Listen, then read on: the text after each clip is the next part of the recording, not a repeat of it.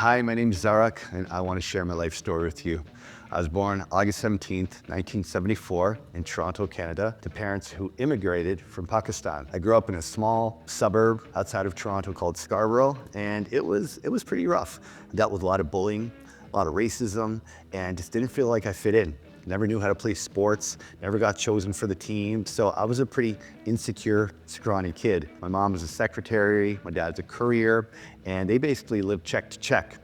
At the age of 21, my parents split up and the banks repossessed our house, and I was pretty much out on my own from a young age. I got kicked out of 3 high schools and left to go work in nightlife at a very early age, and I saw the bright lights of the big city and absolutely fell in love. I went from being a go-go dancer to a bartender, which led me to go work in Miami for a couple of years.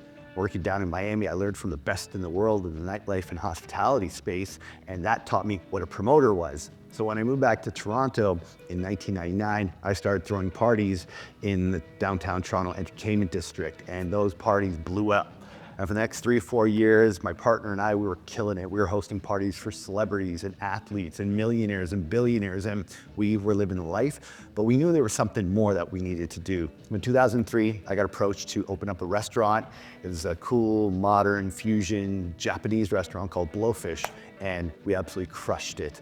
And after that, I was like, what else can we do? So we opened up the first high-end VIP bottle service lounge bar called Century Room, and that was a home run right out the gates. Now I had crazy momentum, and because I'm a manifester, my human design is just to create and ideate, had more ideas. So in 2005, we opened up Hammam Spa, which was a 7,000 square foot Turkish bath inspired spa. And that again was another hit. So we were just on a roll. So for year after year, over 15 years, I created 12 companies, created more restaurants, music festival called Digital Dreams, created a bottled water company, health supplements. It was just business after business after business. And this lifestyle made me millions of dollars. I got to travel to over 60 countries. I drove fancy cars, big watches, hot girls, hang out with celebrities, private jets, like all this stuff a single successful guy could possibly want, I had. Yet there was still something missing. I was just hustling and grinding and pushing and just never in the moment, just one success, one goal after the other. I was always in that hustle and grind mentality until that moment. And it was on my 40th birthday where I was celebrating with hundreds of friends and looking around at all I had achieved and all the beautiful people around me and all the love and adoration. But something was missing. And what was missing was the fulfillment. What was missing was that deeper significance of meaning. And it's on that day I realized that even though I've created so much in my life, even though I've been wildly successful, made millions of dollars and had so much to be proud of, I still knew there was something else. And that was the day that began my personal development journey, because I knew if nothing changed, I was going to keep living the same life over and over and over again. Now, some people may have been okay with that, but for me, no, I knew there was something else. So my first step into personal development was the landmark education program called the Forum. And this was the first opportunity I had to see my life in a way outside of my own perspective. I saw my life in the way that other people saw it, and I realized what was missing. I realized that the pain from the past of being bullied, getting picked on, not feeling I was good enough was driving me to be successful. And no matter how much success, how much status, how much possessions I acquired, nothing was ever going to make that hurt little boy inside me, little Zarak who got bullied and picked on, nothing was ever going to make him feel better about himself until I made peace with that trauma. And that is when I dove deep into the world of coaching, personal development, retreats, plant medicine. I went all in.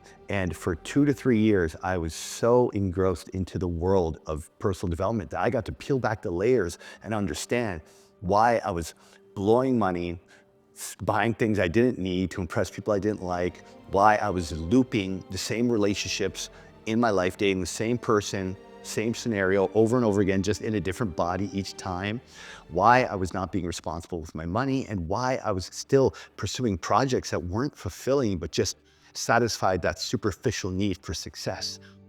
Through these programs, through the personal development, I got to understand the root cause of my behavior. And others around me started to notice this shift. they started to notice the change I was making as well. And they started coming to me for advice. And I would share what I could, and I could see that I was making a difference for people. And that felt good. That felt meaningful to me. And that's what had me think about, if I was to leave nightlife and hospitality, if I was to create something new, what would that look like? And part of me was like, well, I'm a high school dropout. I'm a nightlife guy. What can I do?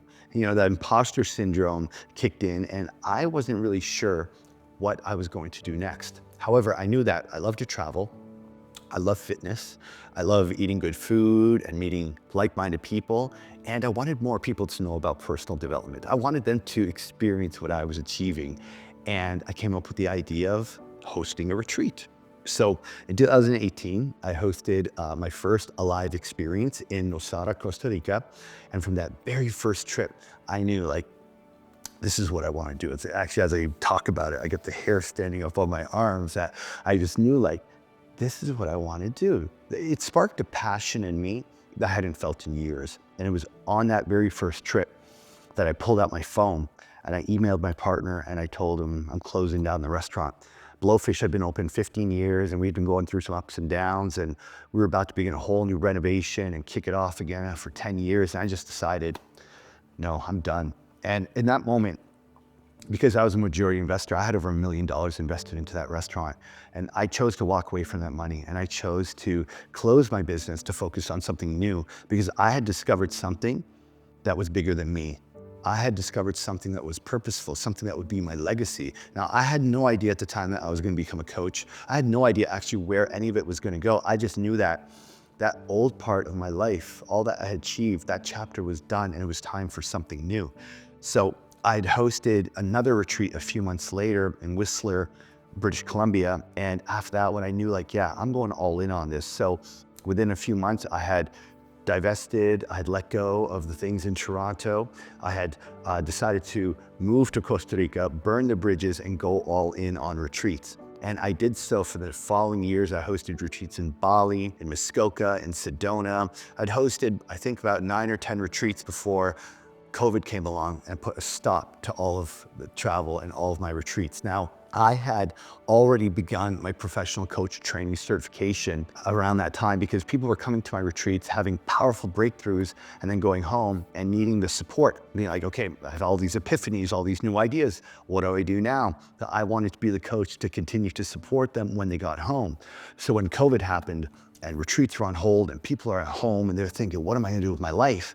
This was a perfect opportunity for me to step in to be able to coach them. So in March 2020, I launched my coaching career. And as I said, I never thought I was gonna be a coach, because I just didn't see why people would wanna hire me to coach them. But what I didn't realize is I'm a serial entrepreneur. I've traveled 60 countries. I've started with nothing and made millions. And I've gone through this wild personal development journey. And that is very valuable for people. So I did my professional coach training certification. I became a certified breathwork facilitator. I've done all the landmark programs. I've done so much development on myself. And I knew I want to share this with other people. I have helped build schools in Kenya, India, Nicaragua, Guatemala, and Haiti. Fitness has been my pillar throughout my life. When I started working out at 17, it's what taught me discipline. It's what taught me confidence. It taught me you do the work each and every day, with integrity. When no one's watching, you do the work for you. One day you look in the mirror and you've changed your body. And that is how I've developed my confidence. It's what keeps me on track and has me, really, really commit to things fully. When I turned 40, I decided I wanted to shake things up and take my fitness to the next level. I started competing and did 4 shows over 2 years and made it all the way to the Canadian Nationals, where I placed 3rd, which I'm very proud of. And most recently, after turning 50, I decided to try my first triathlon. And that was a big challenge for me, because I don't know how to swim. I had a great fear of the water, and I committed to hiring a coach, getting in the lake and learning to swim. And I'm proud to say that I competed and finished 2 triathlons to celebrate my 50th birthday. I'd lived in Costa Rica from 2018 till 2023. And then I knew it was time to leave the jungle. As much as I loved living the Pura Vida life down there, I knew that it was time to take the magic that I've learned, to take the wisdom that I have accumulated from years of living in the jungle, from all the coaching, the retreats, the plant medicine, the breath work, all that I had experienced, and to come to the city. Because, I say, like, it's easy to be the monk on the mountain, living the Pura Vida life where everything's zen, but can you come off the mountain? Can you bring the knowledge, the wisdom, the vibration into the heart of the city and bring the medicine where it's needed the most? And this is why I now host events in Toronto, Miami, Los Angeles, and do workshops online for people all over the world, because people need this work. The collective trauma, the need for personal development and coaching is greater now than ever before. And I am so honored, I'm so privileged and grateful that I get to do this work. I work with amazing humans. I work with men and women. I work with entrepreneurs. I've even worked with teenagers. And, it's a blessing to be able to help people to see what's possible for their life, because I know what it feels like to feel confused, to feel lost, to not know who you can talk to. And that's why I love doing live events. I love meeting my people, my clients, new friends in person, and sharing this work with them. And, I'm just so grateful that this is what I get to call my job. I know there's many more chapters, many more stories to still live and to share it with all of you. But, today, this is where I am. This is my life. And I hope that you enjoyed learning a bit about me. And if you got any questions about what I do or who I am, please feel free to reach out.